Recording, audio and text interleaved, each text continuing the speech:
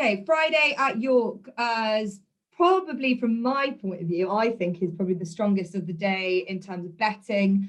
The Nunthorpe is always a fantastic race because it just gets so much quality and big field size. But we'll get to that in a little bit. We'll start off with the Lonsdale Cup, the Group 2, over 2.5 furlongs. And hopefully, Tom, this might be where we will see Stradivarius take on Trushan. We weren't able to see it at Goodwood. We weren't able to see it at Ascot. But if it's not too dry this week and there's a bit of sprinkling of rain in and around, Alan King will keep him in this race, and the Goodwood Cup winner will take on Stradivarius. It's a race that Stradivarius has won in the past, and they've been saving him, they've been looking after him. I've even heard today that they probably might keep him in training next year. But hopefully we'll just see a nice battle against two horses that have only been against each other once before, and just what is an equal playing field. Yeah, exactly. It would be nice to see Trushan and Stradivarius take each other on. We've been denied it so far this year. Hopefully there's a little bit of rain. I didn't think I'd be saying that after Goodwood. I don't want to ever see rain again. But yeah, hopefully there's a little bit of rain so that Trushan runs. There are plenty of other horses in here as well that need a little bit of give. Princess Zoe's still in there, Lismore as well. So hopefully the ground isn't too quick at this stage on the Thursday, or is it the Friday?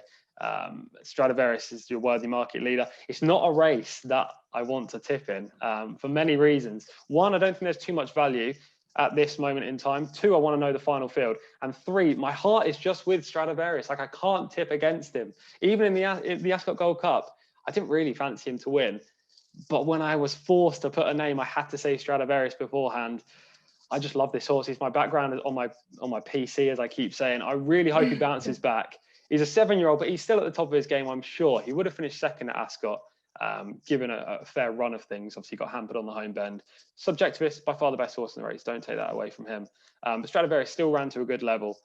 I think he'll beat Trushan here if he runs. I hope he beats Trushan, but this is not a tip, just with the heart. Yeah, I mean, look, I don't think he started any shorter than fair. Like, his price, the biggest it's been over the last 3 years was 4-1 when he ran at Newmarket in the Coronation Cup. And that was because it was over a trip far too short. Every time he goes off a short price favourite. And that's because of his record, even though he probably isn't at his very optimum this year. I think, from my perspective, I think the value might come with Spanish Mission. I think he ran a really good race at Ascot. He's a true stayer, and he liked that quicker ground. He did all his best work late on. I think he's been campaigned really well by Andrew Balding. He was a winner at York earlier on in the season, and he'll be a slightly bigger price. But the race probably panned out really nicely for him at Ascot when he was third, not beaten too far. I don't think Princess Zoe will go here. But if I'm going to have a bet, if you put a gun to my head, it would be Spanish Mission. But I agree with you. It's probably, there's not a huge amount of value around, but there might be in some other races coming up. And the Jim Crack will go on to next, over 6 furlongs for the 2-year-olds. And look, if we get some of the horses that are lined up for this race, this could be one of the best 2-year races of the week. A cracking lineup. Lusail for Richard Hannon and Armour for Richard Hannon. Now, they're both owned by the same owner, Al Shakab Racing. These two horses have been brilliant this season, notably and most recently Armour, who won at Goodwood, beating Phoebe by 3 and a bit lengths, or whatever it was. That was one of the most impressive performances of the week. Berkshire Shadow is also in there. Phoebe, who I mentioned too. Gubbass, who was third at Goodwood behind Asymmetric in the Richmond. You've got Vintage Claret. It's a really strong race if they all go. Now, I just doubt that Richard Hannon will put both these horses. And they also have other entries in at different venues as well. Where are you sitting with this race at the moment, Tom? Well, this is the only race I'd had an anti-post punt in about 3 weeks ago. That. Yeah, we did, until Perfect Power isn't in the field because he's gone elsewhere. I know, I was gutted. I thought he was an absolute certainty in here. Now, I know I don't brand that word. I don't like people that brand certainty around here and then.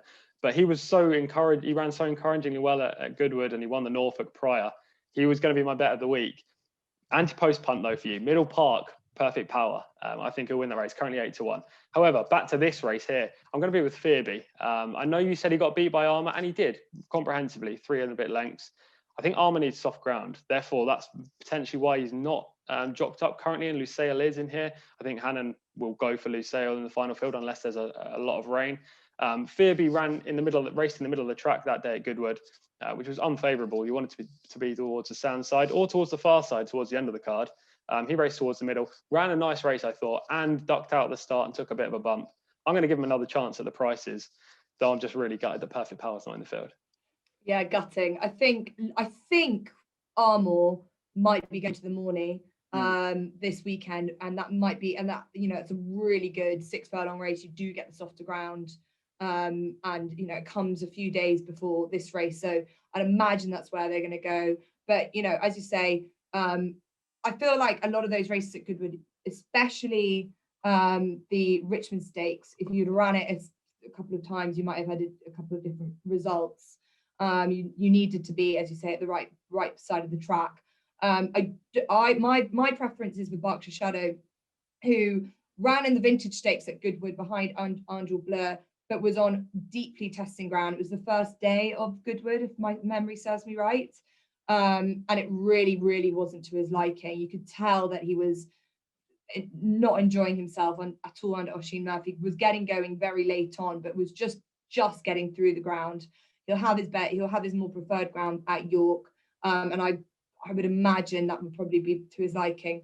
And so I can forgive him for sort of just about struggling through at Goodwood last time. But I really do like this race, and I do think Lusail has been, you know, nothing short of brilliant as well, but always looking for a bit of value, and this is the race that's going to throw it up. But the race that's going to throw up probably the most value from your perspective, Tom, is the Nunthorpe.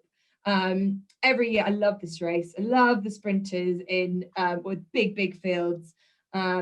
This is thrown up probably the best quality we've seen in a long time. Obviously, we don't have Batash, but time has come for a new sprinting sensation, and we've got an international flavour like very international. It's brilliant to have Golden Pal over for Wesley Ward, owned by the Coolmore team.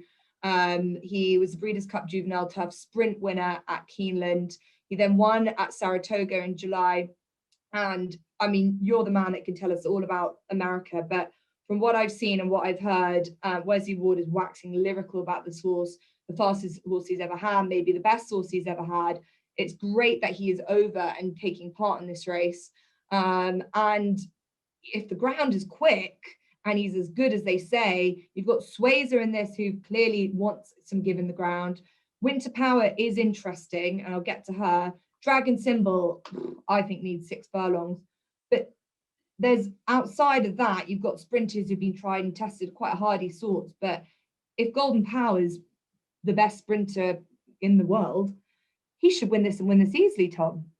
Yes, I agree with you, and I won't be tipping against Golden Pal very often throughout his career. He's an absolute bullet.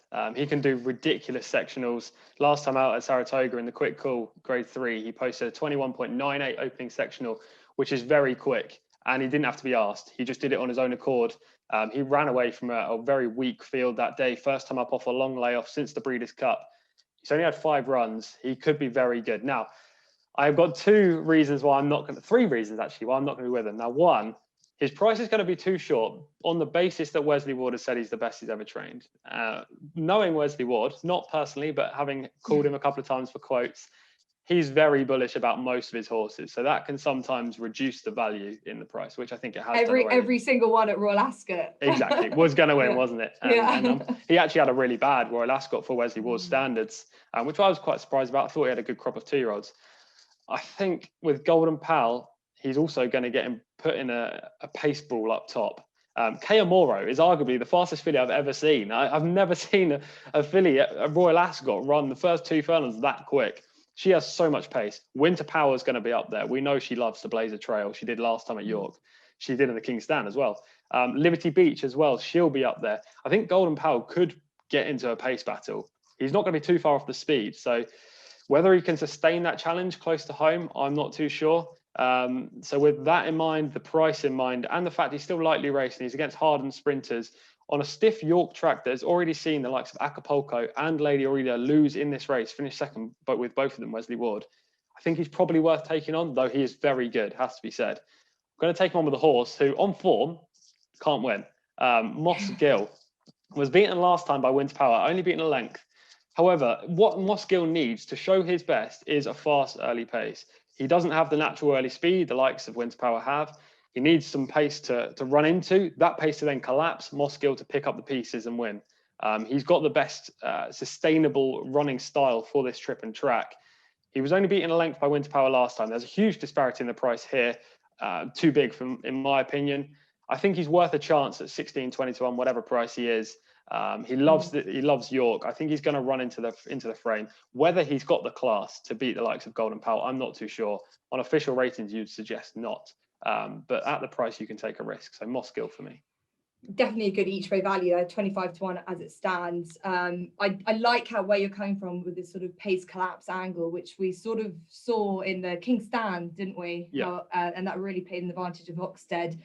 What about a horse that is showing a lot of pace in as a 2-year-old? It might be running against his elders, Chipotle. Where do you stand with a 2-year-old coming into this kind of race? And with what he's shown, and he's a horse that wants to come off a very strong pace as well. He was quite unlucky, wasn't he, at Newbury? And then you probably can put a line through his last race, considering it was very soft ground. I was surprised that they actually ran him.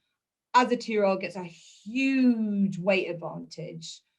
Where do you think he might figure? Would he be worth even a consideration at something like 40 to 1 each way? I think he's going to find it difficult. Now, Acapulco was the leading 2-year-old that ran in this race, carrying just 8 stone. He finished second, but he was not a 2-year-old in size or stature. He was an older horse. He's a massive, big brute of an animal. Chipotle's not that big. He comes into this race on the back of a listed victory, albeit in the Windsor Castle at Royal Ascot, where he beat a big field. And as you say, he was unlucky in the sales race at Newbury next time up. I think he's going to really struggle against this opposition, this caliber of opposition. You've got proper sprinters in here. This is a big step up for him. Okay, interesting. Very interesting indeed. I think Winter Power is one that the horse that beat Moss Gill last time, as it stands, she's probably around a 6 to 1 chance, but she's speedy. She was so good at York last time. I think that was the first time, correct me if I'm wrong, that she had run was it at York, or she's right the second time she ran at York, and she's got a very good record there. She also gets a weight advantage being a 3-year-old and a filly, and I think that she can show up and run a huge race. But it's very interesting having Golden Pal in there, and it's great to have your insight, especially what you know of him from studying your American form. And the form we don't know huge amounts about, bar the fact that he was second to the Learjet when he was over here at Ascot, Royal Ascot. But in terms of the Breeders' Cup form, didn't he have You Better Believe It behind him? Is that right? Yes, in the Breeders' Cup Test Sprint. I also think in that race in the Breeders' Cup, he can be marked up because he didn't get the ideal trip. They went hard early and he was unfavoured by that. The thing with Golden Pal is everyone's going to latch on to the Learjet form at Royal Ascot because, he was running against horses that we've seen before over here. That was run on soft ground. He doesn't want soft ground. The fact that he even managed to finish second that day was an astonishing performance. He's only had 1 start since that Breeders' Cup run in November.